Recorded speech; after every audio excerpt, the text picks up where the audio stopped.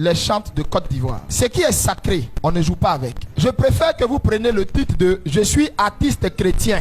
Quand tu vas finir le culte là, quand tu sors là, faut dire « Je suis un artiste chrétien ». Tu t'es enlevé sous un jugement divin. Mais quand tu dis, ou quand on te présente, quand tu t'en vas pour tes prestations et puis on dit « chante », en fait, toi-même tu t'es tué en même temps. Parce qu'un chant, le dimanche, sa place n'est pas ailleurs. Sa place est dans l'église où il a été ordonné, consacré, chante. Et quelqu'un qui est chante, ça veut dire on a mis l'huile sur toi. Si ton pasteur ou ton père spirituel n'a pas encore mis l'huile sur toi pour t'ordonner en tant que chante, tu ne l'es pas. La Bible dit, le Seigneur a dit à Moïse, dans telle tribu, tu vas m'enlever des chantres qui vont, eux, servir dans ma maison. Et ceux-là consacrent-les. Tout ce qui vient servir dans la maison de Dieu doit être consacré. L'empreinte de Dieu doit être dessus. Parce que nous servons un Dieu jaloux. Celui qui ne partage pas. Dieu est dans un régime de monogamie. Un chante qui dit il est chante, il ne doit jamais monnayer son talent. Un artiste chrétien peut monnayer son talent. Un chant ne monnaie pas son talent. Le chant est sacré. Le chant porte le ciel en lui. Le chant porte la présence de Dieu. Quand il ouvre sa bouche pour chanter, le ciel est ouvert. L'artiste chrétien, il peut aller à son gombo. Mais un chant qui s'en va faire gombo, il se maudit. Si on te demande, faut dire je suis dans le groupe musical de l'église. Faut pas dire je suis chante. Parce que si tu es chante, ça veut dire tu as une relation avec Dieu. Il t'a ordonné, il t'a sacré, il t'a consacré. Chante. Vous savez pourquoi les chantes là plein meurent en désordre? Vous jouez, hein? Tout ce qui monte à l'autel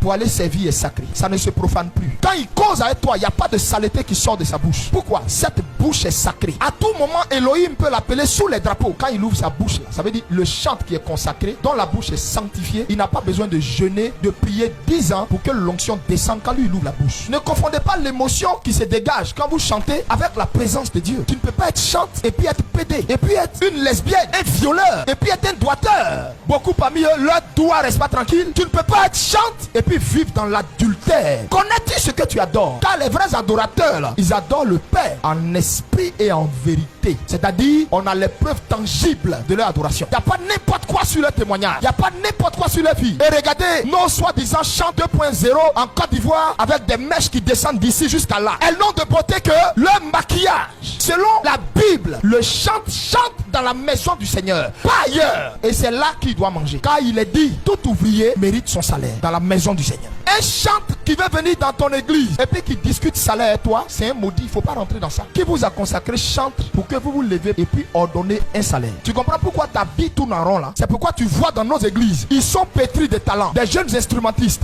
grands arrangeurs, mais la malédiction les accompagne. Pourquoi? Parce que indignement, ils font l'œuvre du Seigneur. Il s'en va boire et puis il vient, il prend le micro et puis il chante. Il couche avec des filles et puis il s'arrête là, il prend le micro et puis il chante.